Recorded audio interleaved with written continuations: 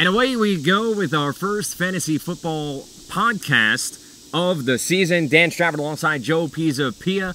We're doing podcast and videocast. We're mixing things up here on the Big Two Show, big2show.com, BIG, the number 2, SHOW.com.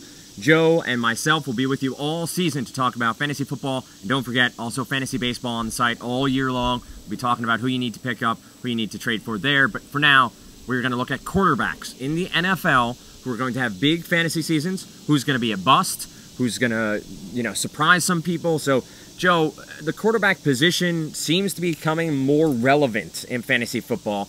You had for so long that everything was about the running back. Running back first round, no doubt you do it. But now you have the people like Aaron Rodgers, Peyton Manning, and Tom Brady sneaking up into the first round, the late picks in the first round, people trying to, change it up a little bit. Well, I definitely think that you're still in most leagues in the formats, you're going to go for that running back first. So those elite 5 running backs or so that are out there. But after that, you can certainly make an argument for guys like Aaron Rodgers, Drew Brees, even Peyton Manning. I'd still put in that category just for the fact that he's so consistent year over year. And if you're looking for consistency and building around it, you could take the quarterback and then take your chances with the running backs like Beanie Wells or LaShawn McCoy in that second round tier. And I think that's a good way to build a team this year, considering the value of the running backs. Joe, we've done a lot of prep work, a lot of talking before coming on and doing this podcast/videocast. And one of the things we talked about was some movement. You saw one player kind of sit out there for a while, and it was Terrell Owens. And he finally signs with Cincinnati. Carson Palmer was near elite status a couple years, big knee injury, kind of took a step back. Then his offense wasn't as good. He didn't have as many weapons around him. Always has Chad Ochocinco. Now he has Terrell Ocho Uno on the other side. Does Carson Palmer make that jump back up to, the Brees, Romo, Manning status? Well, I think that before his injury, Carson Palmer was probably a quarterback that was right on that cusp of being in that same Tom Brady, Peyton Manning grouping. And then after the injury, I think he got a little gun shy. The team regressed around him. He didn't have the running game when Rudy Johnson was gone. Now with Benson there, Benson's very solid. He's got the 2 solid wide receivers on either end, and Bryant's there as well now. He's got the good tight end in Gresham. I think that this is the year that Palmer goes back and shows you why he was such a great quarterback coming out of college. I think Palmer does make that jump, and if you want to wait on quarterback, he's a perfect guy to wait on. And before we go further, I just want to thank Chad Ochocinco for letting us shoot here in his pool. I think his palatial estate. This was really nice of him to let us use his pool in his area. Ocho, we love you. Thank you so much, and we hope to stay for the after party. But yes, I think Palmer is going to have an elite possible year. So you look at Palmer as a 3rd or 4th round pick. Once those top tier of quarterbacks drop off, Palmer is somebody that you could jump up at in the late 2nd, early 3rd round to really solidify your quarterback position. Absolutely. That's just my gut feeling. I think that he's got the tools. He's way past the injury, and now it's time for him to just let it all hang out there. And I don't think there'll be a problem together. A lot of people think T.O. and Ochocinco is going to be a problem. There's enough balls to go around, and they're going to throw a ton. I think at this point, T.O. is just ready to win. We'll get to our rankings in a little bit, a sleeper and a bust from both Joe and I. But as we discussed, another interesting setup is Matt Schaub. Matt Schaub had a big year in 2009.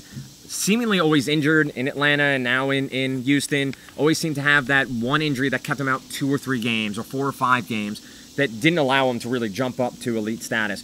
Andre Johnson is there, and he's a freak of nature when it comes to wide receivers. Owen Daniels is a really good tight end. Steve Slayton, a good pass-catching running back out of the backfield. They have some more options in the backfield as well. Is Matt Schaub, well, I mean, can't predict if he's going to stay healthy, but if healthy, does he repeat 2009? I think he will stay healthy this year, and I think that he will probably come close to those numbers. I don't think it's reasonable to say that he's going to be quite at the level he was last year. It just happens. Sometimes guys have career years, and you have to be aware of that. Things just all fall into place. Guys finally stay healthy. I think that he will have a good year, over 4,000 yards for sure. He's going to have a fair amount of touchdowns. He's going to limit the picks. I think he has a very good year, possibly a great year. Probably not the year he just came off of. 26 touchdowns, 9 interceptions, over 4,400 yards passing. Andre Johnson is just one of those wide receivers that makes quarterbacks better. Absolutely. And so Schaub has a great deal there. Andre Johnson just picking up a 2-year deal. He'll be happy in camp the entire time. So I agree with you. I think Schaub's going to be a good second-tier quarterback. You play 2 quarterbacks in your league and you want to blow away the competition. You want to pick Brees and Schaub for 1 and 2. If you can play the 2 quarterbacks in certain formats, then that would be a heck of a way to start because you know week in, week out, they're going to put up the points. Now, let's take a look at our rankings. You know, we've kind of gone back and forth. Joe is a Patriots fan. I am a New York Jets fan. I do not believe Mark Sanchez is going to have a big year. I think the Jets are still going to be a run-first team. And so do I. I also believe, though, that Tom Brady is no longer that top 3 quarterback that he was before. I think age is getting to him, his injuries, and I think the Justin Bieber haircut is absolutely killing his mojo. Dan, it doesn't matter what haircut he has. It doesn't matter whose baby he's fathering. Tom Brady is always going to be an outstanding quarterback. He has great weapons. I watched the training camp video. Wes Welker looks totally healthy. And you prove yet again why a Jet fan is ignorant. Because Tom Brady is absolutely, in year 2 coming off that surgery, going to be healthier, less afraid to really push off that knee. He's going to be fine. Don't worry, Dan. At the end of the day, the Patriots will still be above the Jets when all things are said and done. All right, in your rankings, or in my rankings, I go Aaron Rodgers, 1. I agree. I go Peyton Manning, then Drew Brees. I flip them around. I take Drew Brees only because I feel like they are so... The Saints are just so locked into passing the ball. That running game is still a second-tier running game, so they really a pass-first offense more than anybody else, I feel. And then to round out the top 5, I kind of have 4 quarterbacks so I can interchange depending on who has the big year. It's Romo, Rivers, Brady, and Matt Schaub. Now, Schaub's at the bottom of those 4, and I think he could really step up. But those are the 4 who could fill out the top 5. What about yourself? Well, I kind of go Rodgers, Brees, Manning, and then I have Brady around the outskirts, followed by Schaub, Romo, and Rivers. So really what we're saying here, folks, is it's just a matter of preference. Those few guys are pretty much your elite quarterbacks. After, I think, Rivers is when you have that drop-off into that next group that has Eli. Do you expect a year out of Flacco with Anquan Bolden to really step it up? Joe Flacco is my pick in any draft I'm looking at. Well, here you go. It's a perfect transition. When you look at sleepers, Dan, do you think, is Flacco your sleeper this year to become a great quarterback and outperform his draft slot? I think Flacco is going to be drafted right where he should. I think Flacco is going to be a second-tier quarterback taken. I think Alex Smith is going to outperform his draft spot. I think enough people have become fed up with Alex Smith that they're going to leave him behind, let him drop probably 5 to 6 picks, nothing major, lower than he should go. And Alex Smith, he seems primed, finally, and that team's finally playing defense, gives him a little bit of confidence going out there knowing he doesn't need to score 31 to win. He can score 17 to 21 to win. Frank Gore's a great running back. Vernon Davis is a great tight end. I think Alex Smith, but Joe Flacco, right in that end of the 2nd round, early 3rd round pick.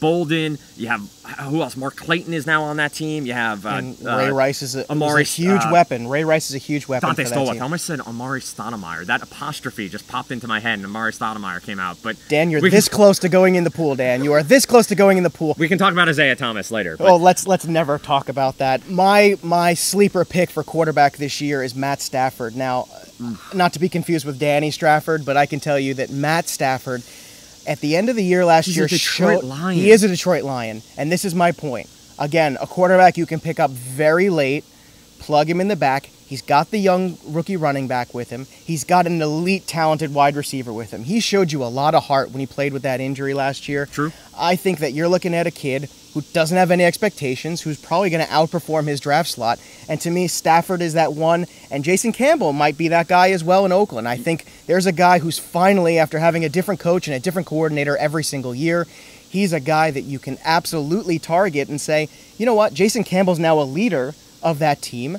He has no pressure on him, 0 expectations. He can't possibly be any worse than Jamarcus Russell. Why wouldn't he have a good year? You beat me to it. I was going to hit on Jason Campbell. One, also, because he's now the man. He's told, here, this is your team. Exactly. And he never was before. He had to deal with any number of backups who Washington Redskins fans wanted to play more. Now, Raider Nation is no better than Redskins fan. If he doesn't perform, they're going to want, you know, the Bretowskis of the world and Rich Gannon to come out of retirement and play. But the fact of the matter, I like Campbell, I like Flacco, I really like Alex Smith. And you even take a look down these rankings, you have somebody like Kevin Kolb, who's accurate as all hell. Absolutely. And Cobb's going to have the weapons to throw to, Macklin, Deshaun Jackson.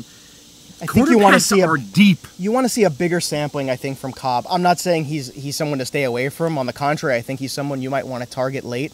But you still want to see a little bit larger sampling from your quarterbacks once in a while if you're going to take that risk as a number 1. Stafford to me is a 2. Campbell's a 2. You play on the bye weeks or if somebody gets hurt. Now, on the flip side of that, Dan, who is your big-time bust quarterback you're looking at? You're saying this guy is just not going to perform from where he should be drafted. In the Northeast, it's Mark Sanchez. I think that so many people are going to say, well, he has Antonio Holmes.